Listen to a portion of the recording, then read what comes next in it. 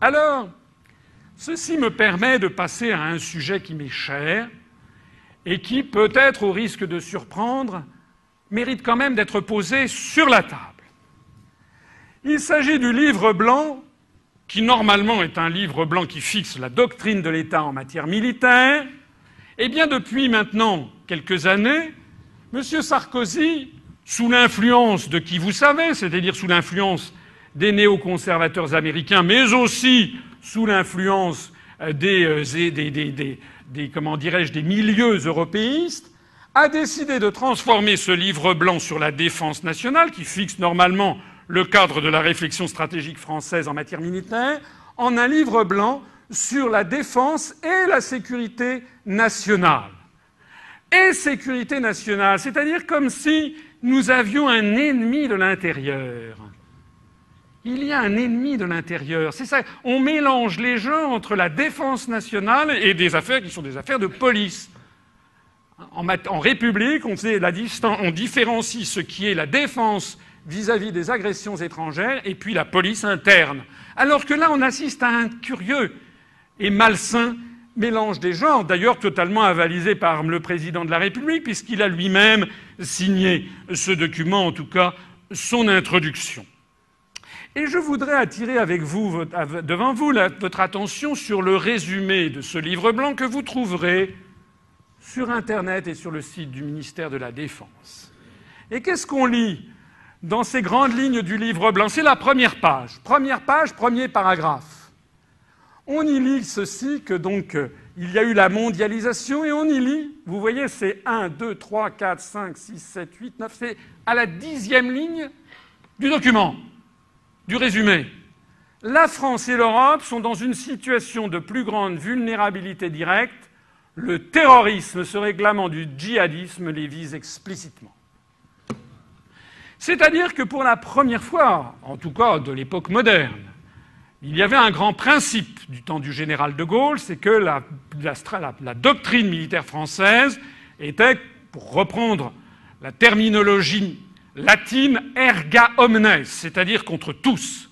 Nous avions une force de frappe, sur laquelle je reviendrai tout à l'heure, et la France se sanctuarisait vis-à-vis de toutes les menaces. Nous n'avions pas d'ennemis désignés. Nous étions là pour faire respecter la souveraineté et l'indépendance nationale de la France vis-à-vis de toute force extérieure, quelle qu'elle soit. Rompant avec ce principe, nous avons ici, à la 11e ligne du résumé du livre blanc, l'apparition d'un ennemi nommément désigné qui est le terrorisme se réclamant du djihadisme. Eh bien, face à ça, il est temps d'en revenir aux faits. Or, il y a un grand secret dont personne n'a beaucoup parlé, qui est le rapport Europol, le rapport de toutes les polices européennes qui a été publié le 27 juillet 2011 sur le bilan des actes terroristes au cours des 5 années 2006-2010 en Europe et en France.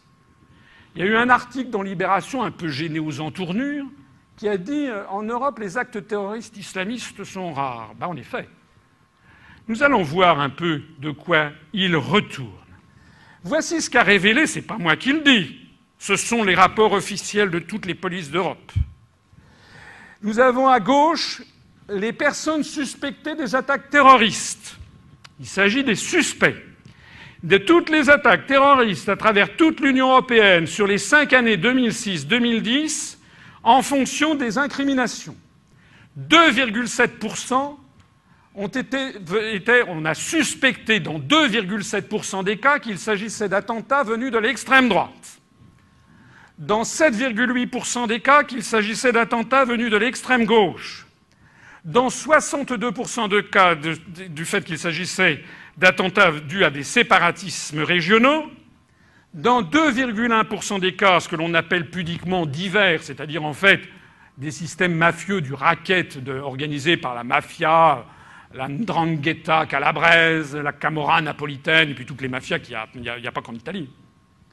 Et 25,4% qui étaient des actes dont on suspectait les islamistes. Ça, ce sont les personnes suspectées. Et ce qui est intéressant, c'est de comparer Ceci au résultat des recherches et des enquêtes menées à bien. Et voilà ce que ça donne. L'origine réelle des attaques terroristes. Extrême droite était soupçonnée dans 2,7% des cas, 0% des cas. L'extrême gauche, 7,8%, 9,2%. Les séparatismes régionaux, 62%, 85,1%.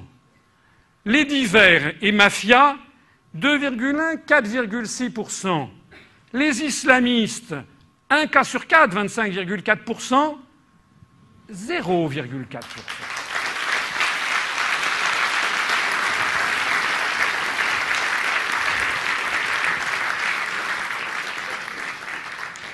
Et en France, eh bien en France, nous avons les mêmes statistiques. Ça, ce sont les personnes suspectées d'attaques terroristes en France sur la période 2006-2010. Extrême droite, 0,3%. Extrême gauche, 4%. Séparatismes régionaux, 69,2%. Les divers et mafias, 0,4%. Les islamistes, 26,1%. Personnes suspectées. Et maintenant, après les enquêtes menées, quelles ont été les origines réelles? Extrême droite, 0,3%. Donc l'origine réelle, 0,3%, 0%. Extrême gauche, 4,4%, 0%.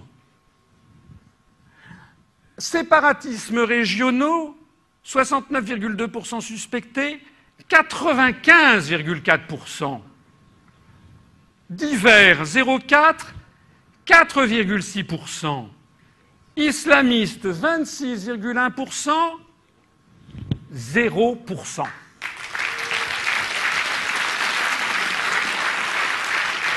Ça n'est pas moi qui le dis, ce sont les statistiques officielles de toutes les polices européennes après examen précis des actes terroristes.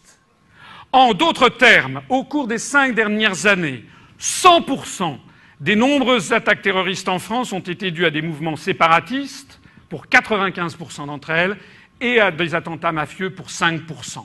En revanche, le terrorisme se réclamant du djihadisme, qui figure comme l'une des principales menaces contre la France dès le premier paragraphe du résumé du livre blanc de la défense et de la sécurité nationale, a représenté 0%.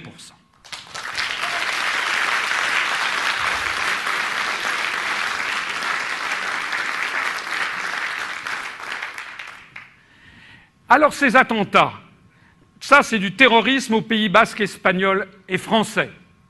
Là, il s'agit du terrorisme en Corse. C'est ça la vérité des attentats qui ont lieu sur le sol national pour 95% des cas. Qui finance ces attaques terroristes, qui représentent la quasi-totalité du terrorisme et dont on parle en fait si peu?